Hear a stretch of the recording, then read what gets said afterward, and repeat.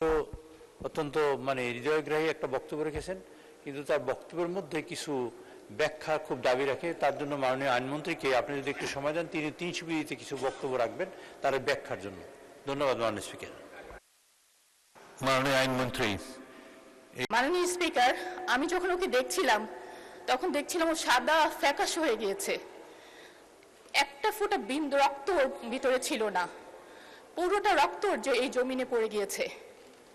মাননীয় স্পিকার, আমার ছেলের মতো অসংখ্য শহীদের রক্ত ও বীর সন্তানের অঙ্গহানির আর্তনাদে ভাসছে এই জাতীয় সংসদ।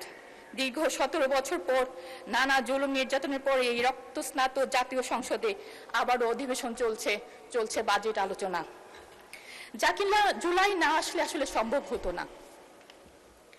মাননীয় স্পিকার, আমি মাননীয় অর্থমন্ত্রীকে ধন্যবাদ জানাতে চাই। 2026-27 সালের বাজেটে জুলাই শহীদ পরিবারগুলোর জন্য মাসিক ভাতা, আহত যোদ্ধাদের জন্য শ্রেণীভিত্তিক ভাতা এবং আবাসন সহায়তার জন্য 300 কোটি টাকার বরাদ্দ রাখা হয়েছে। মাননীয় স্পিকার, একজন বাবা অথবা মা সকল সুযোগ সুবিধার ঊর্ধ্বে যেটা চায় সেটা হলো তার সন্তানের হত্যার বিচার। দৃশ্যমান বিচার ছাড়া কোনোভাবেই ফেসিবাদী ব্যবস্থার বিলুপ্তি সম্ভব নয়। বর্তমান সরকারের কাছে আমাদের দাবি প্রত্যেকটা হত্যাকাণ্ডের বিচার। মাননীয় স্পিকার, 2026-এর 21শে জুনের প্রশ্নোত্তরে মাননীয় আইনমন্ত্রী বলেছেন, 24শে জুলাই সংঘটিত মানবতা বিরোধী অপরাধে আন্তর্জাতিক অপরাধ ট্রাইব্যুনাল মামলা করা হয়েছে 80টি, তার মধ্যে 7টি মামলা রায় ঘোষণা হয়েছে, 22টি সাক্ষ্য গ্রহণ করা হয়েছে এবং 51টি তদন্তাধীন রয়েছে। প্রায় 2 বছরে 7টি মামলা রায় হয়েছে। এ থেকে বোঝা যায় মামলা কতটা ধীর রয়ে চলছে। মাননীয় স্পিকার, এই মামলাগুলোর আসামি সংখ্যা 463 জন, এই গ্রেফতারকৃত হয়েছে 174 জন এবং এখনো পলাতক রয়েছে 288 জন। মাননীয় স্পিকার, 288 জন পলাতক রয়েছে, এদের গ্রেফতারের অগ্রগতি কি? মাননীয় স্পিকার, আমি আপনার মাধ্যমে মাননীয় আইনমন্ত্রীর কাছে দাবি জানাচ্ছি, প্রতি সেশনে শহীদ সন্তানের বিচারিক কাজের আপডেট জানিয়ে আমাদের বাবা মাদেরকে আশ্বস্ত করবেন। মাননীয় স্পিকার, জুলাই বিপ্লব শহীদের সংখ্যা হাজারেরও বেশি ছিল, কিন্তু আমরা এ পর্যন্ত গ্যাজেটভুক্ত করতে পেরেছি মাত্র 834 জনের। বাকি 50 জন শহীদের তালিকা এখনো পর্যন্ত তালিকাভুক্ত হতে পারেনি। সুষ্ঠু তদন্ত সাপেক্ষে আহত জুলাই যোদ্ধা ও শহীদের গ্যাজেটভুক্তিকরণে প্রয়োজনীয় বরাদ্দ রাখা হোক। মাননীয় স্পিকার, ভোগান্তিতে রয়েছে জুলাই আন্দোলনের অঙ্গ হারানো বীর যোদ্ধারা, তাদের সঠিক ক্যাটাগরি হচ্ছে না, ঠিকমতো সেবা পাচ্ছে না। একজন আহত যোদ্ধা যারা আন্দোলনে হাত চলে গিয়েছে, সে কিভাবে গ ক্যাটাগরিতে থাকতে পারে? মাননীয় স্পিকার, এ ব্যাপারে আমি আপনার সুষ্ঠু তদন্তের দাবি রাখছি।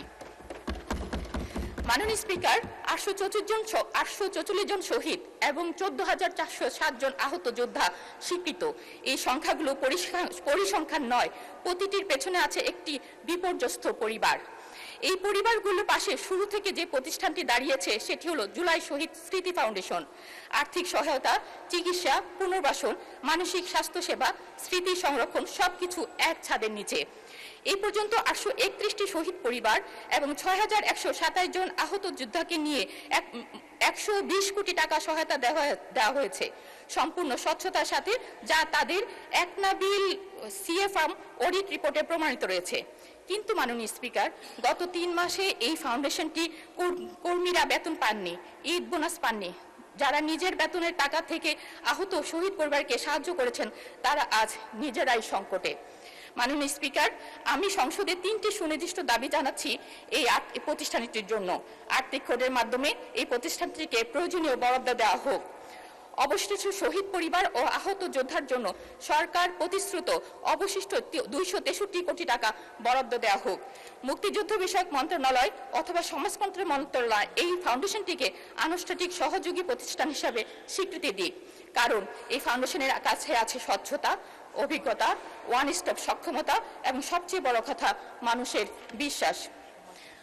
মাননীয় স্পিকার, আমাকে একটু সময় দিবেন 2 মিনিট। জুলাই মুছে সদস্য, আপনাকে 2 মিনিট বাড়িয়ে দেওয়া হলো, 2 মিনিটে শেষ করবেন। ধন্যবাদ মাননীয় স্পিকার। জুলাইকে মুছে ফেলতে পলাতক ফ্যাসিস্টের বাহিনী বাস্তবে ও সামাজিক মিডিয়াগুলোতে অতিমাত্রায় তৎপর। বিভিন্ন জায়গায় জুলাই যোদ্ধাদের উপর নির্যাতন, হুমকি, স্মৃতিস্তম্ভ পুড়িয়ে ফেলার মতো ন্যাক্কারজনক ঘটনা ঘটছে। জুলাই যোদ্ধাদের আইনি সুরক্ষা দেওয়া হলেও রাজনৈতিক সুরক্ষা দেওয়া হয়নি। এ ব্যাপারে মাননীয় আইনমন্ত্রীর কাছে একটি সুস্পষ্ট নির্দেশনা চাচ্ছি। মাননীয় স্পিকার, জুলাইকে বাঁচাতে হলে জুলাই বিপ্লবের ইতিহাস, আহত যোদ্ধাদের কথা এবং শহীদের স্মৃতি সংরক্ষণের জন্য জাতীয় ও স্থানীয় পর্যায়ে জুলাই স্মৃতিসৌধ, জুলাই জাদুঘর, গবেষণা কেন্দ্র এবং ডিজিটাল আর্কাইভ প্রতিষ্ঠার জন্য বাজেট বরাদ্দ রাখার জন্য অনুরোধ জানাচ্ছি, যাতে আগামী প্রজন্ম সত্য ইতিহাস জানতে পারে। মাননীয় স্পিকার, প্রাসঙ্গিকভাবে উল্লেখ করছি, জুলাই শহীদ স্মৃতি জাদুঘর কবে সর্বসাধারণের জন্য উন্মুক্ত হবে এবং কার্যাবলী পরিচালনার জন্য কোনো বাজেট রাখা হয়েছে কিনা।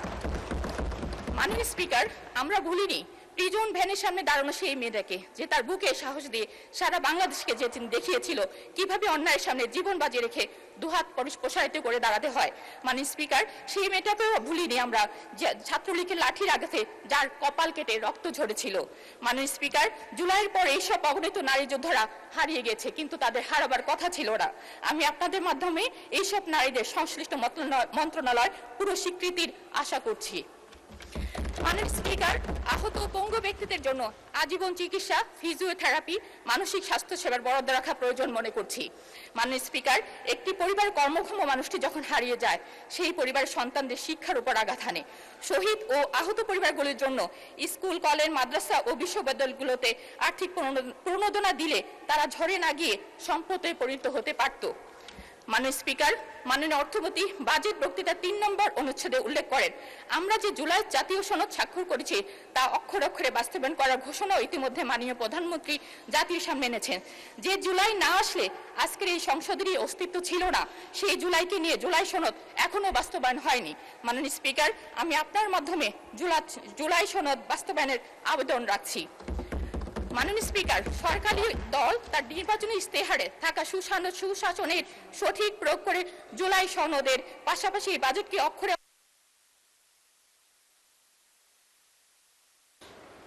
ধন্যবাদ মাননীয় সদস্য।